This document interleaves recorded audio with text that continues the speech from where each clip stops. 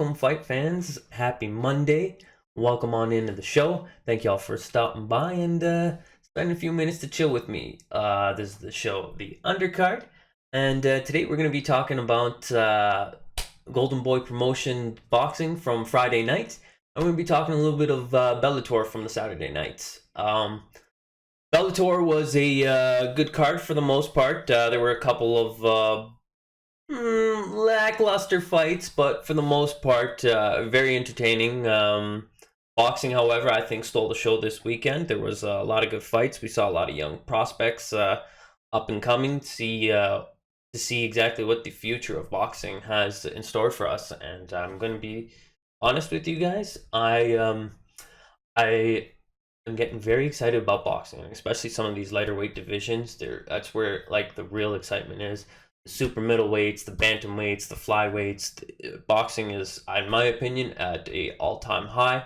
It's still kind of a disappointment with what's going on in that heavyweight division, because like I feel that the man who is at the top in the heavyweight division is the one that doesn't even have a crown right now. And you know, I put Tyson Fury as number 1. I put Deontay Wilder as number 2. I put Anthony Ruiz as number 3. Anthony Joshua as number 4. So we'll see exactly what goes on there. Something interesting, but that's the way boxing goes. Anyways, we're going to start this show off, and we're going to get into some boxing at first here. All right, fight fans, like I stated before, we're going to start off with boxing, and to kick off the night, let me tell you, it started the night off with a bang. Friday night was definitely hype. Friday night fights? Yeah, Goldenboy Promotions got a doozy in store for us, that's for sure. Night started off with Clay Collard versus Emilio Rodriguez. Both of these guys are just turning pro, still in their young career, but they both put on a very entertaining fight. It was just a 4-round fight, and let me tell you, these guys came out guns a-blazing. There was no feeling out process. The first round was very, very, very hype. I can't speak enough on how exciting this fight was. So good. Goldenboy Promotions fight took place in the Florida Springs Casino and Resort in California. So it was a half decent sized venues. It's Fantasy Springs Casinos in California. That's my bad. Clay Collard is a MMA fighter. He sports a record of 17-8-1. His boxing record was not so impressive. I think it was just 1-1. I'm trying to find something to confirm that or not. This would be, well, no, not 1-1. He's I think he was 3-1 as well. This was his 4th pro fight as a boxer. Both these men were super middleweights. And Rodriguez himself was no slouch. He's got also 4 pro fights as well. He sports a 3-1 record and with 2 KOs. Tail of the tape, there was not much difference between both these men. Both these men were both age 26. I guess Emilio had a 1-inch height advantage on him, which didn't really translate to a whole lot in the reach department. In fact, when we take a look at the reach advantage went to Clay with a 2.5-inch reach advantage, which, you know, if you know how to use that jab, it could be a big, huge advantage, that's for sure. Let me tell you though, these guys did not come out here to be jabbing. These guys came out here to throw fucking haymakers, and like I says, they started right out of the gates, just throwing punches. Very entertaining first round. It was really hard to tell who exactly won. Both men were throwing great shots. In my opinion, they both kind of won that round. I know it's ridiculous to say. It was just so close. I mean, Clay was pressing the action. Fucking Emilio was countering. It was a good, impressive display. Things didn't look sloppy there. I think Clay offered Emilio some. Well, he didn't offer like a a normal target like a boxer was. Like I've mentioned before, Clay is a MMA fighter, and it kind of showed a little bit. His boxing was a little bit on the unorthodox style, but he was very aggressive, and I can't tell you guys enough about how tough Clay is. That man has got an iron jaw, took many a shot, didn't slow him down. He kept charging. It was a very, very impressive performance.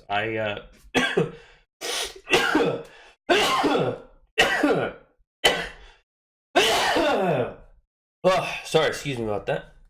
Oh, woo. Well, I can't tell you enough good things about Clay. Like I says, this kid is iron jaw. I can't wait to see what else he's got in store for us. And same with Emilio. Like I said, first round very hard to score. Second round, it looked like Clay was charging in. Looked like Emilio had kind of figured out Clay just a little bit. It looked like he was going to allow him to charge in and kind of like pick him apart and keep him at bay. And by the end of that second round, I would say that that round was Emilio's round. Third round came out, and that was all Clay again. Clay pushed the pace. He had known that he knew that he was behind in the cards. He knew that he lost that second round fight. He knew that in a short 4 round match that you're gonna have to come out and get that next round. Came out. He did it. He changed up his strategy. He started working from the inside. It was very impressive to see. He showed off his high IQ. It was like I said, it's good to see that sometimes fighters have a tendency to kind of like stick to the well. You know what I mean? When things are kind of not going good for whatever reason, instead of changing up and trying a new strategy, right? They kind of almost collapse in on themselves, you know what I mean? Become detrimental and go back to what's not working for whatever reason. It's a strange psychological thing that happens to fighters from time to time. But it was good to see that he had the mental fortitude to push forward and get that dub. It was well, he didn't get that dub, but he got that round back, right? Made things even, and in the fourth round, these guys, you could tell that they had given it all. It had slowed down the pace a little bit. They were throwing some really good shots, some very clean shots. I mean, Emilio was able to land some amazing crosses on Clay, but like I said, Clay's just too tough. He just kept coming in, wasn't phased by them. Clay did manage to bust up Emilio at the end, busting him up in his left eye, caused a little bit of damage. But at the end of the day, both very hard to well, like I said, at the end of the day it was a draw, and I could see why it was very hard to score, very hard to see a loser in this fight. But looking forward to both these young men getting back into the ring again and seeing where their skills take them and how they're going to improve in the future. All right, so the second fight on the Goldenboy promotion was Gilberto Duran versus Anthony Garcia. This was another 4 round fight. Just some young pros looking to get a little bit of experience.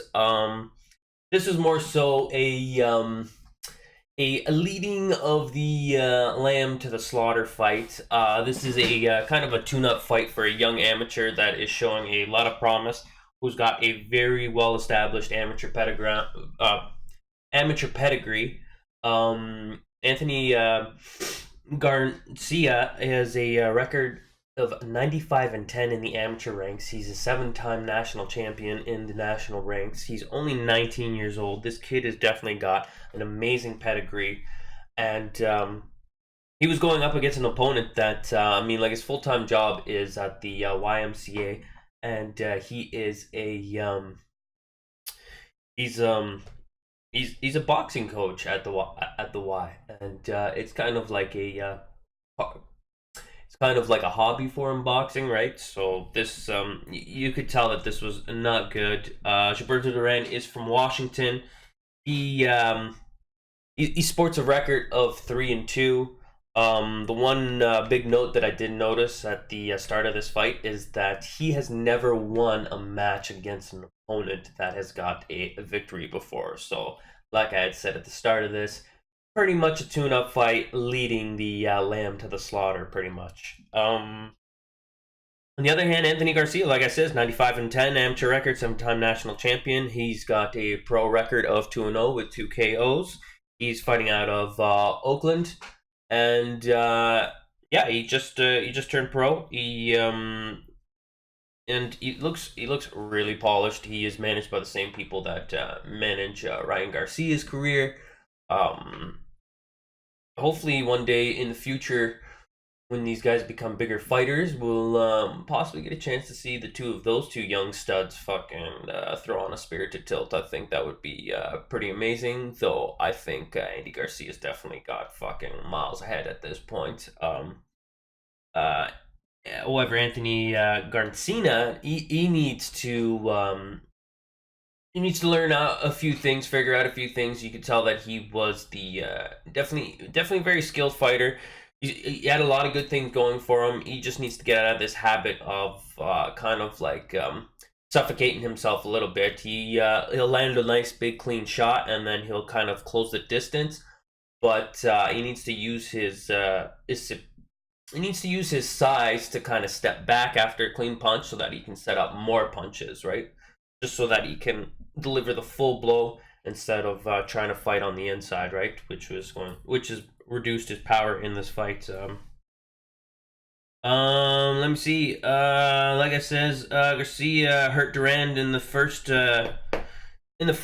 There, it didn't start off at a fast pace. You can kind of tell that there was kind of like a feeling out process, but like I says, Garcia just or Garcina. You could tell just that amateur pedigree just served him very well. Like, very calm, cool, collective, able to pick shots, able to stay on the outside, not take any damage. The first round, he just really picked apart Duran. Duran didn't have no answer. Duran looked very very flustered, very lost in that ring. In fact, that the first round ended with Anthony dropping Duran with nothing too big of a shot, just a couple flurries put him on the ground, and it stunned him. He was able to get up on the 7 count and was able to last. So obviously, it's a shitty position being in a 4-round fight and getting dropped, because now you're already like 2 rounds behind. So now the next 2 rounds are detrimental. If Duran doesn't win these next 2, then he's pretty much screwed. And unfortunately, Duran just didn't have what it takes to compete with Anthony. Anthony just schooled him, just kept him on the outside, kept landing shots, kept picking him apart. I think that he could have put Duran away and possibly added another KO to his victory, but like I had mentioned earlier, he's just got a problem where he kind of like suffocates his punches a little bit. Needs to really work on stepping back after landing a clean shot to deliver more clean shots. Also, for whatever reason, Duran did not look like he was keeping his guard up. He just seemed to leave his head open to continue to take punishment from Anthony. Wasn't too impressive. He definitely needs to work on his defense. I mean, now he's got a pro record of 3-3. Doesn't really look like he's going to be really a mainstay. Like I said, he's going to be a professional tune-up fighter for younger kids and fighters that need to kind of like tune up their game, you know, which is unfortunate, but the world needs those guys, right? Towards the end of the fight there, he was starting to get beat up. Garcia, like I said, just kept picking him apart. Duran was showing that he was able to take a couple of shots. He did have a chin. He was definitely no slouch per se, but just didn't have the skills to answer anything back. Never really put Anthony in any kind of troubles. But you know, you got to work with what you got, right? And unfortunately, I didn't have much. Anyways, clean win for Garcia. That went to the draw. Looking forward to seeing who Anthony is going to be fighting next. Like I says, hopefully he'll continue down this great path. Very entertaining fighter, great ring generalship, and really just overall great performance. Wasn't as exciting as the first fight of the night, but still, it still was an entertaining fight to see somebody with that much skill and that young. You know what I mean? Very impressive things from this young man, and looking forward to seeing him again in the future. All right, so fight number three, we have Ireland's pride, fucking Aaron McKenna, young kid, fucking, I believe he's 19 years old, another 19-year-old kid. Three kids fighting in this card so far. Very impressive. All these kids are, well, the two kids, I should say. These guys are very, very impressive. Looking forward to seeing these guys all hopefully throw hands one day. This kid is just top notch. Another guy that ring generalship through the roof. Knows he is the bigger, better fighter. He's got all the confidence in the world. This kid just very calculated but aggressive too. Doesn't make for boring fights, that's for sure. This kid's got a great future. This is another one of those fights where it was, a lamb being led to the slaughter. He was fighting a guy by the name of Daniel Perez. Daniel Perez just has he's been having a tough go of it in the last little bit. He's sporting a record, a professional boxing record of 10, 11, and 2. His last 12 bouts though were it's not so good. It's 0, 11, and a 1 draw. The tail of the tape, well, there was lots to be said here. Like I said, it's another 19-year-old versus a 27-year-old fighter here. The height, there was a huge height advantage here. Aaron's 6'1" fighter fighting against Daniel, who was only 5'8", much smaller fighter. As for weight-wise, they were both the exact 149 pounds. And for reach, though, Aaron had 73.5-inch reach advantage over against Daniel's 67-inch reach advantage, right? So almost like 5 inches there. It's well, over 5 inches. It's just a lot to overcome as a smaller fighter. And if you don't have that skills, which Daniel unfortunately did not have the skills, it's a very frustrating and overwhelming thing to come across. At the start of this fight, Aaron came out guns a-blazing, started picking Daniel apart, started throwing in some jabs, found his distance early on in the fight, and just poured on the pressure. He, like I said, just lands some great clean shots. He's known to land to the body. He's just not looking to knock you out with a one single headshot. This kid's got a great fucking boxing pedigree. Really looking forward to seeing other things. Like I says, the pressure was just too much for Danielle. Danielle dropped in the first round, about halfway, well, towards the end of the round there. Just couldn't deal with the pressure and the length. Couldn't even deal with the power.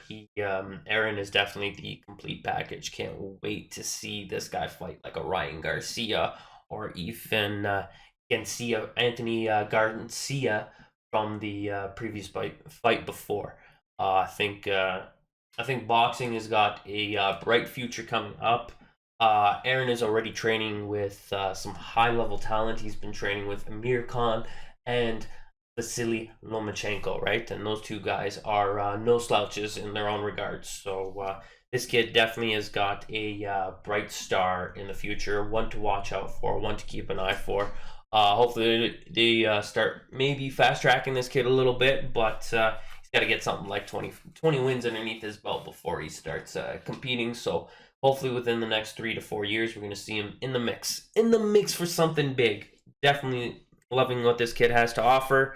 Aaron was able to go and come out in the second round and continue with that pressure. Danielle had nothing in response. He was still shooken up from the first round knockout, I believe. And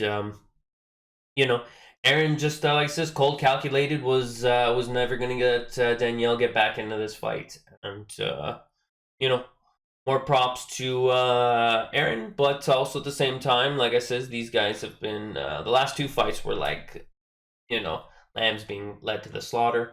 Hopefully, we can see these two kids fight. You know what I mean? Some better prospects, so that we can kind of really get a good gauge of where these kids are at. But like I says, great things for boxing in the future. Really pumped. Looking forward to seeing where this sport is going. I've been I've been a little bit harsh with boxing in the past, claiming that it's been kind of boring, that they don't have a lot of young stars coming up. But I think boxing is finally making a resurgence. Definitely not in the heavyweight division. The heavyweight division is still a complete utter mess. I still think your best heavyweight is still somebody that's not even crowned right now. So as for every other division, though, things are looking exciting. And in the middleweight division, the bantamweights, the super middleweights, lots of exciting things. So if you've been sleeping on boxing, you definitely need to get your pay attention and start watching some of these fights. All right, guys. Next, we had a spirited bout between Blair the Flair Cobbs versus Robert Redmond Jr. Blair comes in sporting a record of 10-0 and 1, which means he's undefeated. He's got 6 KOs to his name. Robert Redmond Jr. also comes in sporting a record of 7-1 and 2, and he also has 6 KOs to his name as well. Redmond is a counter fighter, and Cobbs is an aggressive fighter. Both have knockout power, as I've mentioned before. They both got 6 KOs to their names. And this proved to be one of the more even and spirited competitions of the evening thus far. Now, at the start of the fight, if you guys know me, I'm not one for showboating. In fact, usually when people showboat, usually means that they kind of are hiding something. You know what I mean? Hiding a weakness. At least that's always how it's been in my mind, and I'm sure some fighters can attest to that and will agree to that. But this was not the case. Cobb was able to get the win essentially. Junior's corner ended up doing the smart thing and tossing in the towel. And it was nice to kind of see that they were taking the health and the longevity of their fighter. You know what I mean? They're putting his health as top priority. It's good to see a corner that cares about their fighter. I was a little bit worried because he had also came off kind of as like a corner that I wasn't too impressed by, but in the end, he did the right thing. So more props to the corner man. But we'll get into that a little bit later. We're going to talk about the first round. The first round, like I said, this was a very spirited fight between the two fighters. The first round was just well, you know what I mean? Like Blair the Flair Cobb's name says, fucking just a flare of fucking punches and bunches. Both these two fighters came out to bang with each other. They were looking to KO one another.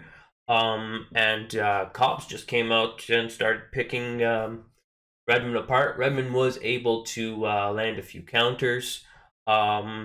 It was very spirited. Cobb was probably presenting Junior with a little bit of trouble with the southpaw. I don't know how many southpaw fighters he's fought with before, but you know what I mean? It seems like he's still got a pretty young record there, so maybe this kind of threw him for a little bit of a loop. But he didn't seem too out of his element fighting a Southie, right? So that was good to see. Cobb was landed a nice clean left hook. Was landing. It seemed like throughout the fight he was able to find the left and the right hook with ease. Was able to essentially close up Junior's eye to the point that the doctor had to come in twice in between rounds and take a look at it, and eventually his corner, like I says, tossed in the towel. Um, but the first round, like I says, Cobb was just the aggressor. Redmond was just trying to look for that KO one shot, right? On the second round, Cobb kept up the pressure again. They were having some pretty good exchanges. You can tell that Junior was just purely looking for that one shot KO counter. He did stagger Cobb a couple of times in this round, but Cobb was able to get the better of him, turn that pressure up a little bit, and was able to drop Redmond with a nasty, I believe it was a right hand that dropped Junior. And scored the knockout on there. So essentially, 10-8 round for Cobb.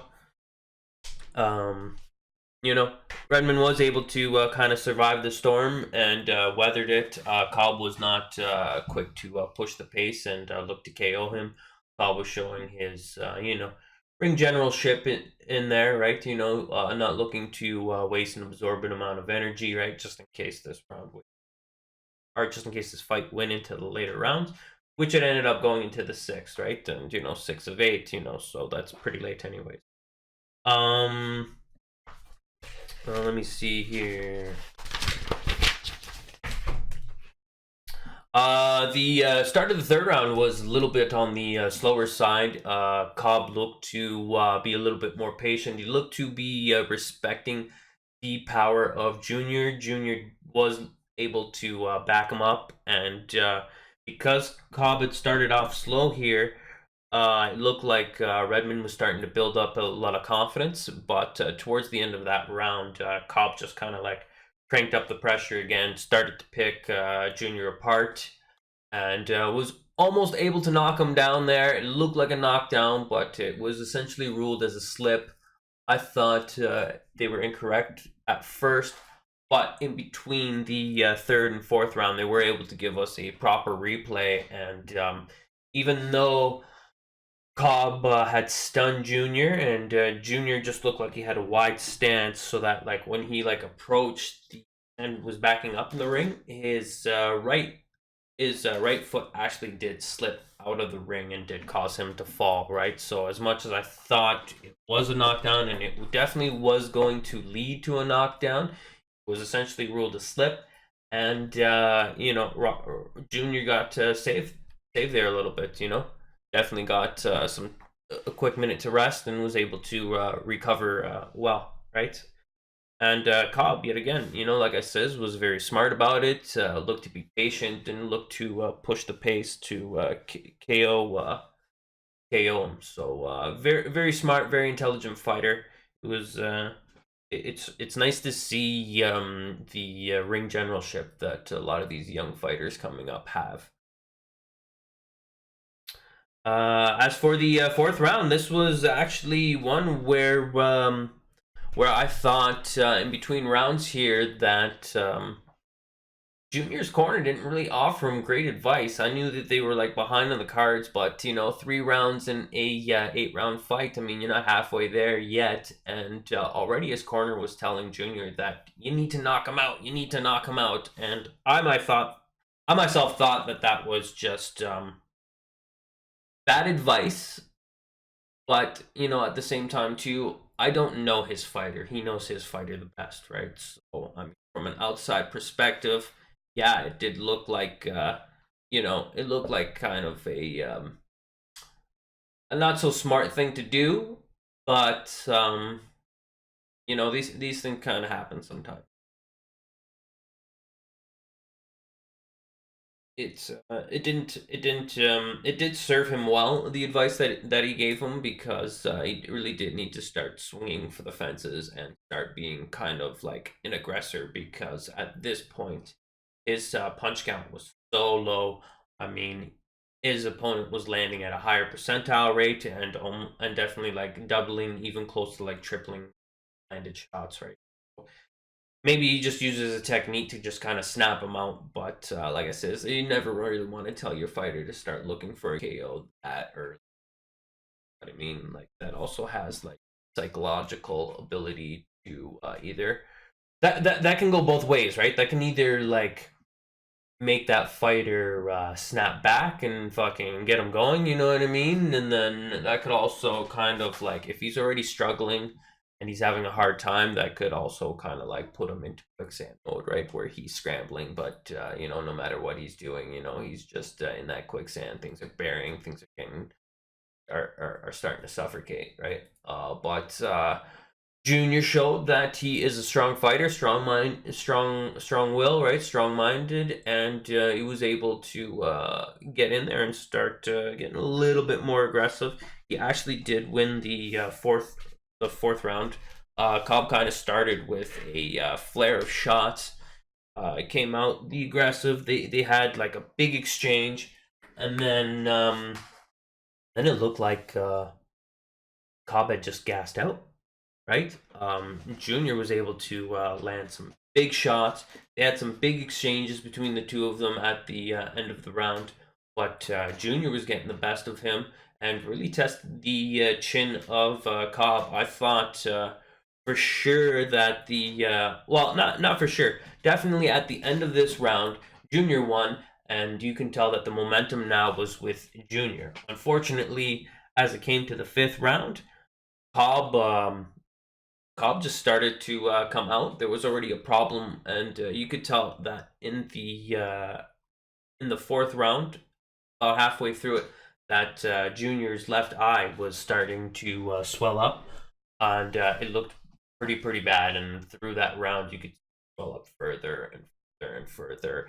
At the start of the fifth round, after they got up from the corner to engage, the doctor had come in to go and take a look at the eye, and then it seemed that because that had happened, Cobb now started to target that eye and started throwing looping left-handed shots and left-handed crosses, and just started to really pick that eye apart, right? To the point that you know, like Redmond was trying to make a good go of a shitty situation, but you know, credit to Junior's corner. You know what I mean? Kept their fighter safe between the fifth and sixth round. He had started just getting picked apart, right? Between the fifth and sixth round, the corner had said, "If you don't show me something now, I will end the fight." Right? You know, as much as Redmond has got the spirit of a warrior, came out there to fight, he was unable to really show anything. So, you know, credit to his corner. I don't know the gentleman's name, but more props to you. Big props to taking care of your fighters. You know what I mean? Live to fight another day, right? You know? And that's it, right?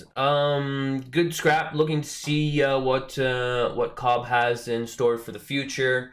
Cobb's still young in his career. Looks like he needs to work on a few things. Needs to probably settle his nerves down a little bit. I think he could have put Junior away if he was a little bit more aggressive, a little bit, right? But you know, again, that's a hard thing to say, right? You know what I mean? Like when you've got, especially when you think that you can completely outbox him. You know, what's the point of putting yourself into danger, right? So, you know, it's always a hard thing to say, but it's just always one man's opinion. You know what I mean? But even in a victory, you always have to look for ways to improve your game, or you know what I mean. You're just not doing it right.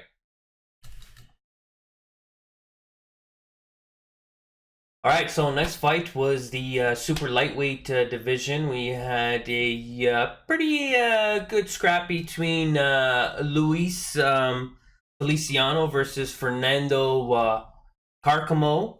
Luis Feliciano is a beast. I forget exactly what his record was, but at this venue at the Fantasy Springs Casino. He is 4-0 with 3 KOs here. He's won his last 7 fights by stoppage. So he packs a punch. He is representing Puerto Rico. He's actually fighting out of Milwaukee, a graduate from Marquette. And he was in with a tough opponent, definitely somebody that's a no slouch, but somebody that's possibly a little bit over, I guess, over the hill on their career. Fernando Camacho sports a record of 23-9. He's got 18 KOs, and his last loss was actually in this venue against somebody that we're going to be seeing fighting later on tonight. Somebody that became a future champion in Encino. So yeah, I mean, like the guy's definitely no slouch, and definitely a test fight for Feliciano. Um, there was not much to be taken from the tail of the tape here. There was a weight advantage going to Carciano. I think just like a 3 pound weight advantage, nothing too crazy there. But Luis had the reach advantage, 72 inches versus the 69 inches, right? 3 inch reach advantage. Um, Luis came out here, and I thought he fought a brilliant fight for just a brilliant fight overall. Does need to improve, but very sound technical fighter. The first 3 rounds were very classic and textbook work. He started each of those rounds where he started to come out and pick his shots and attack the body, which got Concaro or Comaro. I'm just gonna call him Fernando because I'm butchering his last name. He ended up getting Fernando to start thinking about the shots to the body, which I think lowered his guard. And towards the end of the round, Luis would start to elevate those shots and start picking his head apart. Fernando, for the most part, tried to be a counter fighter for the most part, but it seemed like he was getting outworked and outclassed. You don't know if maybe trying to give him some earlier rounds, you know what I mean, to tire him out and drag him in late into the late rounds later on in the fight, right? There's a lot of different strategies that go on in boxing, so it's always interesting to see what is going to perspire. Pretty much, like I says, the first 3 rounds kind of went the same. Luis would constantly work the body, get Fernando's attention to drop his hands down, slow him down a little bit, gas him, make him a little bit tired, right? Which essentially you're going to drop your hands automatically. He was able to start picking his face apart at the end of the second round. You can notice that Fernando's face was starting to swell up quite considerably. Nothing too nasty just yet, but you could definitely see that definitely the bridge of his nose was busted up pretty good, and it looked like his right eye was starting to get a little bit of swelling going on. I think the biggest takeaway from this fight is that Luis needs to realize that he is the stronger fighter sometimes, and he needs to realize that when he has his opponent in danger, that he needs to be able to come in and finish the fight. It seems like he was able to land this massive right shot with will. He was actually starting to pick him apart with it, but there was no follow up. He had him stunned several times in this fight, and just for whatever reason, just did not have that killer instinct. Sometimes you just got to go in and start throwing a bunch of flurry of shots. You don't necessarily always have to like KO your opponent, but if you show that you are putting your opponent in a bad position where they are unable to defend themselves over a period of time, you are going to force that judge to come in and stop that fight, right? And a KO is a KO regardless, right? You definitely need to recognize that you got your opponent in a bad position, that there is a time to turn on the afterburners, because the thing with boxing is there's always that puncher's chance, right? And just in fighting in general, there's always that chance. Like, why put yourself into a position where you can allow your fighter to or to allow your opponent, you know what I mean, any chance to land something that could put you away, right?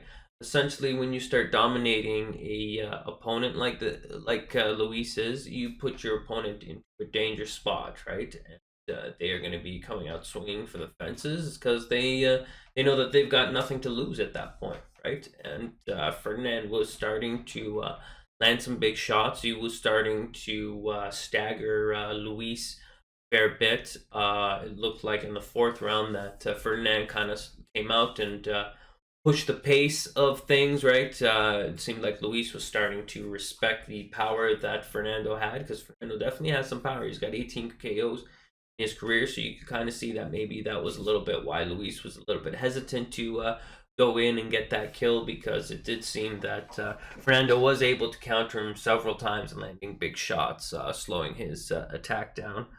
Fernando did try and shake things up. He came out in the fifth with flurries of shots to the body, or sorry, maybe the sixth, flurries more shots to the body again, and tried to maybe slow down Luis. But at this point, Luis was just really starting to pick him apart, was able to pick him apart from a distance, and just was able to just keep Ferdinand unbalanced most, you know what I mean? Kind of like always fighting, fighting backwards the whole time, right? Had his back up to the ropes a couple of times, and just that ring generalship I keep talking about, right? You know what I mean? Knew where he was supposed to be, feet work, great positioning. He had some good distance. Didn't really suffocate himself too much. Like I said, just needs to be a little bit more aggressive. But I think he's got a good career ahead of him, and we'll see if we can see some more great things from Luis Ferdinand in the future. Ferdinand was able to finish this fight in the seventh with a KO, which surprisingly he has never gone past the seventh, and it looked like that this was going to end up going the distance, the whole 10 rounds. But was able to get his confidence build up a little bit here, and looked like he was able to finally, after landing several three straights, you know what I mean, in a row, and just snapping Fernand's head back. Fernand just couldn't take it and dropped to his. Was never able to recover. So, like I said before, great things expected of Luis, and unfortunately, I think Ferdinand is on the wrong side of his career, unfortunately, and is got to maybe look up for like a tune-up fight and maybe have like one final crack at this. But you never know. I mean, like I said, his record is not the greatest anymore. Does present some KO power, and I think much like some of these other fights that we saw, we're going to see Ferdinand being more of a tune-up fight for some of these younger fighters, much like kind of we saw. All right, so in our co-main event, we had Angel Acosta versus Elwin Soto. Acosta is a veteran fighter who is now making his fifth title defense. He is 20-0. He's won each and every single one of his fights by KO. 20 wins, 20 knockouts. Definitely, this guy has got some fucking devastating power in his hands. These guys are fighting for the super flyweight championship of the world. Hype fight. This fight was amazing. Soto, being only 22 years of age, definitely was no slouch. He has over 105 fights as an amateur. So he was only sporting a professional record of, I believe, just like 4-0 at the time. He is obviously, like I was saying, he's an up and coming fighter. Started fighting at the age of 5, and let me tell you, this kid was massive for his weight size. I mean, there was definitely no height advantage. Both fighters 5'4", 5'3". Reach was the exact same. Everything pretty much lined up the same. However, the odds were in Acosta's favor. 30-1 favorites to win this fight. Now, this fight did end with a little bit of controversy, but we'll talk about that in the end here. This was very entertaining for the most part. A lot of skill being displayed on this. Hope that we're gonna get to see these guys fight again in the near future.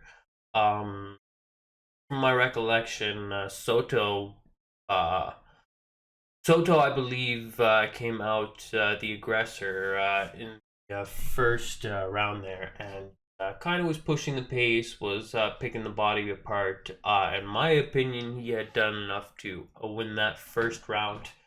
The second round, Acosta seemed to have figured him out just a little bit, started to pepper him with shots, but it still looked like Soto was landing the bigger of the shots. But as for the volume of punches, Soto had started to slow down at this point. I still think, or sorry, the first round actually, I give it to Acosta in my opinion. Second round, it was a stronger round for Soto. Soto finished that round, and he won the second round. The third round, Soto managed to score a knockdown, put Acosta on his ass. I think Acosta was definitely stunned. He had been caught with an overhand right, and these guys, like I said, they just for smaller fighters, wow, they packed a lot of punch. Acosta was able to recover. Soto had showed kind of great patience not to kind of like blow his load and go after him. This fight did go the distance, so it was kind of smart that he didn't gas himself early with the chase looking for that knockout. I'd say Soto won rounds 2, 3, and 4, and the rest was Acosta. Acosta had pretty much been peppering him with shots anytime Soto had hit him with 1-2 shots. Acosta would come back with 4 shots. Acosta would start by landing body and then finish to the top, right? Very good, very smart work.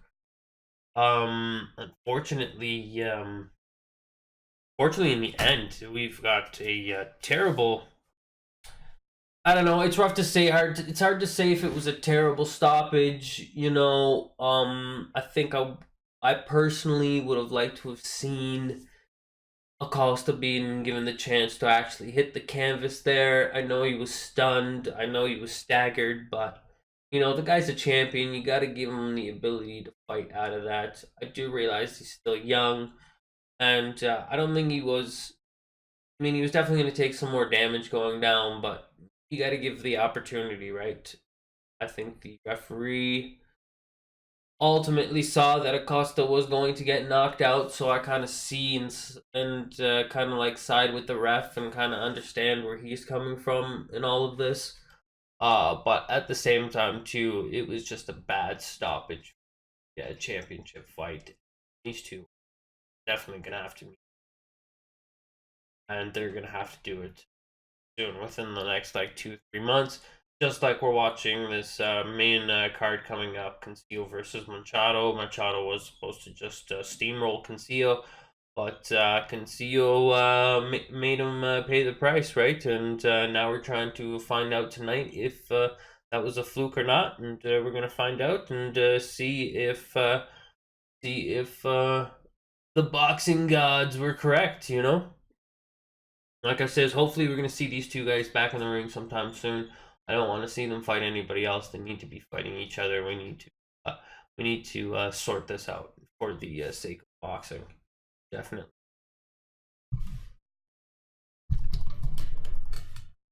All right, so the last fight on Friday was a rematch between Cancio versus Machado. Some say that this was a upset, so they had a quick rematch between these two. I think this took place within 2 to 3 months. They were pretty quick to reschedule this. Machado claimed that in their last tilt that the weight cut had really had given him some issues. I think he said the day before the last fight he was still something like 6 pounds overweight, right? So that contributed to his lack of performance the last time around. Concio though, Matt props to him. He was able to secure another victory for himself. This was a short fight, didn't go the distance. The first round was a pretty spirited tilt. It looked like for the most part, Concio was looking to be the aggressor early on. He was looking to work the body again of Machado. Machado was trying to I guess, fight a smarter game where he was trying to be the counter puncher. He was looking to stay on the outside. Concio, though, was always constantly putting on the pressure, fighting from the inside, looking to always engage, always throwing shots to the body. He really kept Machado guessing as to what was coming up next. He couldn't handle the change in the elevation, didn't know if it was going to be another body shot, something to the face. Machado was able to land some good punches, some nice clean punches in the first. However, that's going to happen obviously when you are the non-aggressor. It's kind of easy for those that are the non-aggressors to land the cleaner of shots, and that's another thing that kind of like bugs me a little bit in boxing, right? That I know that defense is obviously a part of it, right? But like if you're not willing to engage your opponent as well, there needs to be some sort of like factor of that as well. You know what I'm saying? But like I said, Cancino came in and he did what he had to. He looks like in the second round he had taken a headbutt. I'm still unsure as if it was a shot that had opened up his left eye, but I think for the most part it was a clash of heads, and it was weird because it seemed like Concio felt that he was cut, felt that the cut was significant enough that he felt like he had to turn the pressure on, because as soon as he went to go and wipe the blood and see what was up, I think he knew that it was bad, and that there was a chance that the longer that this fight was going to go, that there was going to be a possible stoppage. So he pretty much fucking cranked up the pace, almost took him out in the second round there. Machado got lucky, saved by the bell a little bit. He was on wobbly legs, and sure enough, as soon as they came out in the third, Concio was able to land a vicious left hook to the body, took this man down, dropped him to his knees, and he was unable to get back up in time. I mean, mad props to Concio. Concio, believe it or not, just an interesting tidbit on him. Obviously, he's been the champion for a couple of months, but he still goes to his regular job, gets up at like 3 o'clock in the morning, goes and does his run. Then he goes and does his job from like 7 till 3:30 in the afternoon. And then he goes and he trains after that, right? So you gotta love a guy that, you know what I mean? That, he didn't let his head get too big, right? He knew that there was a chance that, hey, maybe that this was a fluke, right? But he didn't show that it was a fluke. He showed that, hard work fucking pays off in the end. You know what I mean? So, mad props to Concio. I think in the future, Machado is going to have to look to move up a couple weight divisions. It looks like he is too tall of a fighter to be fighting this low, and that's another thing that I'm not a big fan in the fight game, are these tall, lanky fighters that go through these extreme weight cuts to be in lighter divisions. In my opinion, is all you're doing that for is because you want an easier fight against a smaller opponent, right? So, in my opinion, is that you lack the skills to fight men of your size, right? So, these things are going to come back to bite you in the ass from time to time. So, unfortunately, Machado's got to figure a few things out, possibly move up a couple of weight classes, pack on a little bit more muscle, stop being kind of a bitch, and because it shows a guy that is smaller than him, that is at the proper weight, packs a lot more power. So things need to be changed in his camp, but congrats to Concio. Can't wait to see who he fights next. All right, so next we're going to get into MMA here. We are going to be talking about the Bellator event that happened in London Saturday night.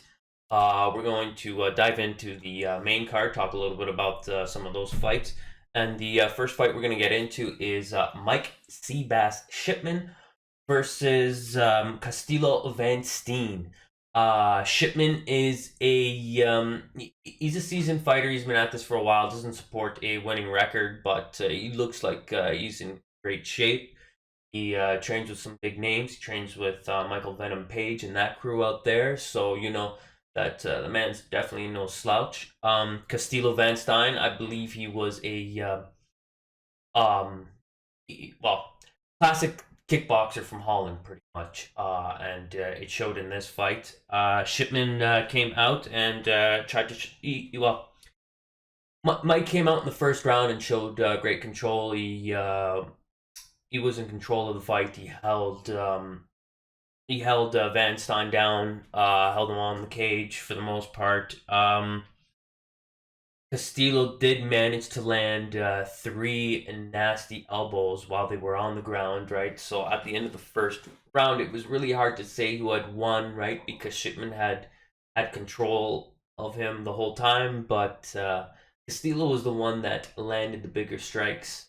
As soon as they kind of came out of the second round, the Mike had looked to press him against the cage. He was doing well with an overhand, an over the head fucking neck crank. He forced him up to the cage during the first round, so he went back to that strategy in the second round. But this time, when they got up into the cage, Castillo was able to break free from the grip, and he just threw the most nastiest short little fucking elbow, and it caught Shipman and just stunned him.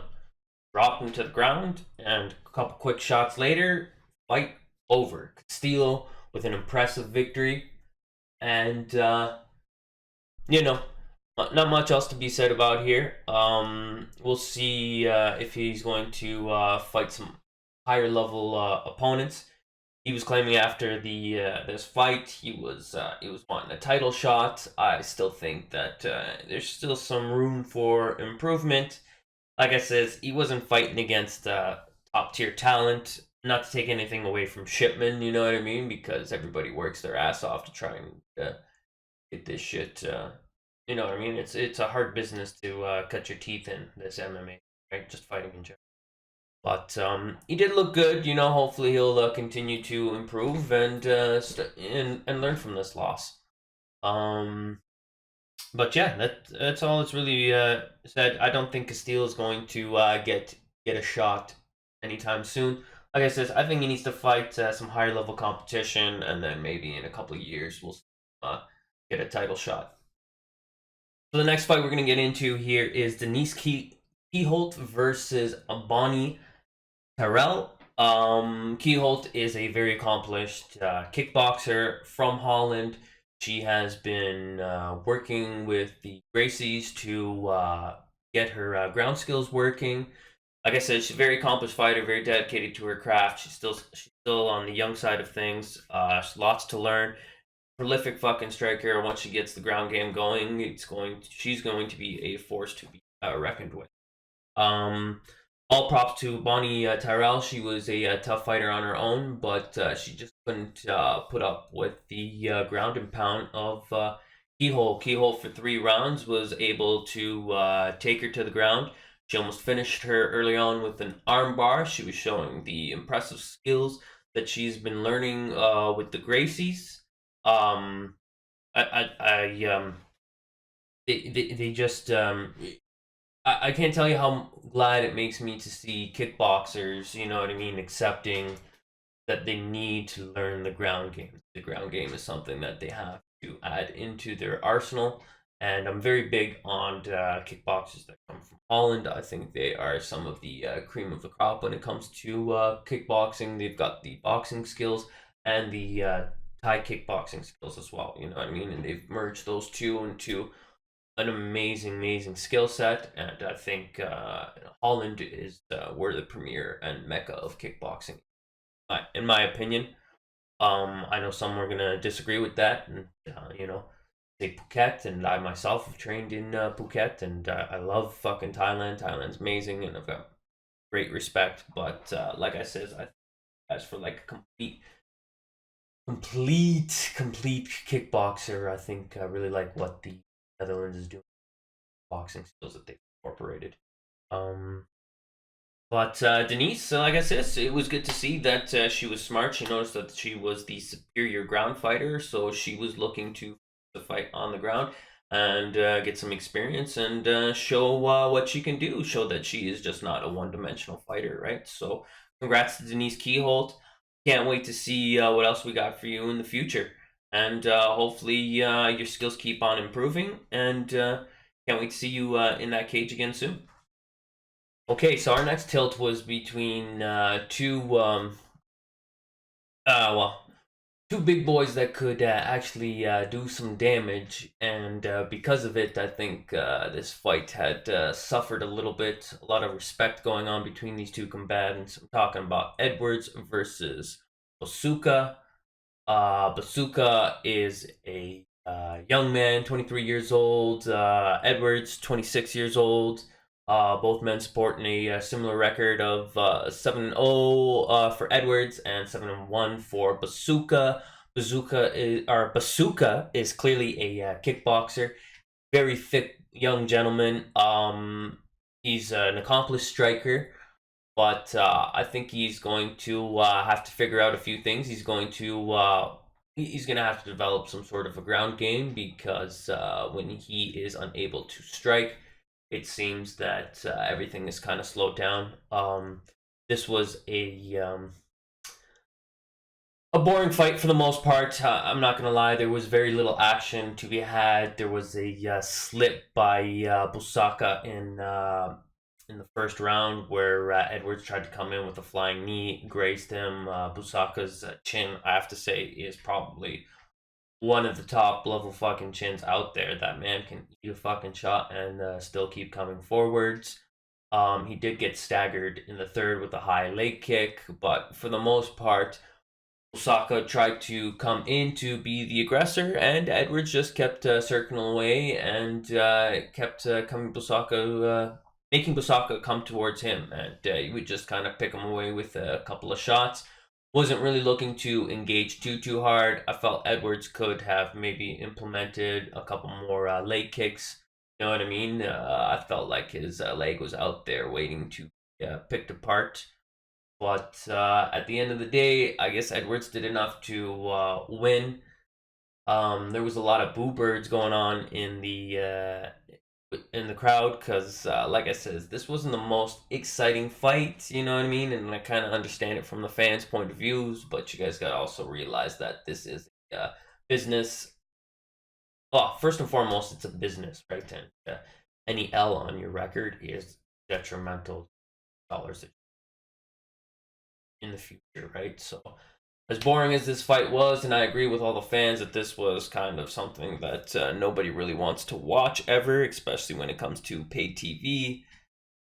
You kind of understand and feel for Edwards and understand what he was doing. He was in there with a prolific striker that at any moment could have fucking taken his head off. So, props to Edwards for controlling the fight, doing what he had to do, and getting that W. All right, so next we had Ireland's own Gallagher versus Lobano. This was a 3-round fight. This was another one of those hard to score bouts. Not a lot of action was going on. In my opinion, I thought this should have been just a draw. There was nothing there was no clear-cut winner in this fight. There was no clear-cut loser.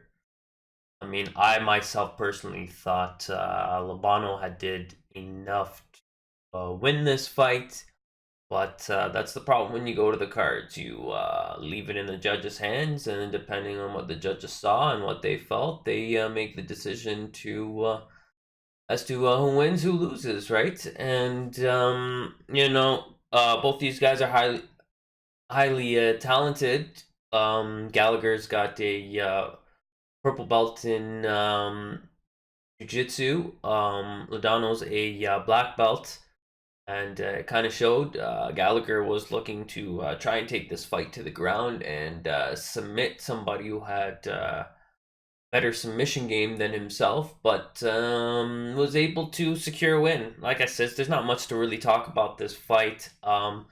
It was pretty much they clinched, they held on to each other. To be honest, this was probably one of the more boring fights weekend. And it's a shame because it felt like Bellator had two boring fights leading into the main card, right? And like I said before, I understand the position that these fighters are in, but for entertainment value, it just wasn't good to watch. Nothing too exciting, very boring. Not a lot of boo birds this time. I guess everybody was really big on Gallagher, but not a whole lot of action to be had. A lot of holding, grabbing, jostling for position and whatnot. And in my opinion, I thought Lobano did enough to win that fight. But like I said, Gallagher came away with that victory.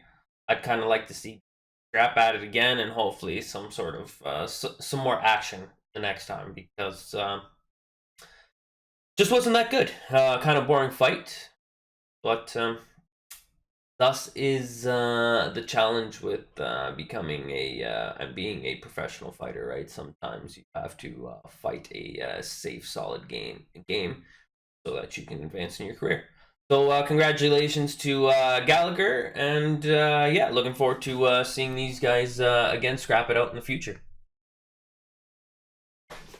All right, so last but not least, we had Paul Daly versus Eric Silva. This was thankfully a good scrap finally to end the night off. Silva was looking to be a smarter fighter this time around. He's been recently been chasing for knockouts, right? He's fallen in love with his hand for whatever reason, but it seems like he's finally fallen back in love with his jiu-jitsu, starting to finally use his strengths to his advantage, and it showed in the first round. He was smart, he was intelligent, he was able to take the fight down to the ground, he was able to hold Daly there, he was able to keep him up against the cage and pepper him with some shots. He looked really good in the first round. Daly looked to be frustrated, but Daly is a vet. He kept his cool and composure. It went to the second round, and things had changed. And it looked like Silva was wobbled that whole round. Daly had hit him with a huge fucking shot, stumbled him, kept peppering him. Daly was showing his composure, didn't chase for that knockout, took his time, still kept picking him apart. Silva was on wobbly legs pretty much for 4 minutes that whole round. I think Daly, if he really wanted to push the pace, he probably could have, and really put him away. I think also that in the last round there, that Silva was still too hurt from the previous round and was never able to recover. He looked gassed. And Daly was just able to dominate. He took him to the ground, started hitting him with ground and pound, and just Daly doing what Daly does. Good bounce back victory for him. He had a tough loss against Venom Page. He fought a technically sound fight against Venom Page, just was unable to get the draw. So it was kind of nice to see him back in the win column. As for Eric Silva, he is going to need to, I don't know, a little bit of conditioning probably. Looked like he was gassed out, like I had said. Needs to work on that. And if you're going to be in the ring with somebody that is a prolific striker like Daly, you're going to need to, you need to get them hand skills up, right? At one point, he was trying to trade shots with Daly in the second round after Daly had fucking stunned him, and for the most part, he did good enough to not get caught with another big shot and got dropped because we all know he was just one shot away from being put to sleep. Now Not sure exactly what these guys have in store for them in the future, but you know, looking forward to seeing Daly again and see what who he just to see exactly who he's going to fight next, right? I mean, man's now 41 and 17 in his MMA career, so we'll see. We'll see what they've got in store for him. Can't imagine he's going to be fighting for too much longer, but you never know. I mean, he's already got like 60 professional fights in the ring, right? So after a while, that starts to take a tear. Um, but yeah, all right, fight fans. Well, that's it for today's episode. Thank you so much for chilling out and hanging around with me today. Next week we are going to be watching UFC ESPN 3. I'm not sure if we've got some Bellator to be mixing in there, but I will keep you guys posted. And looking forward to seeing you all here again next week. Thank you so much for the support. It's greatly appreciated. And peace!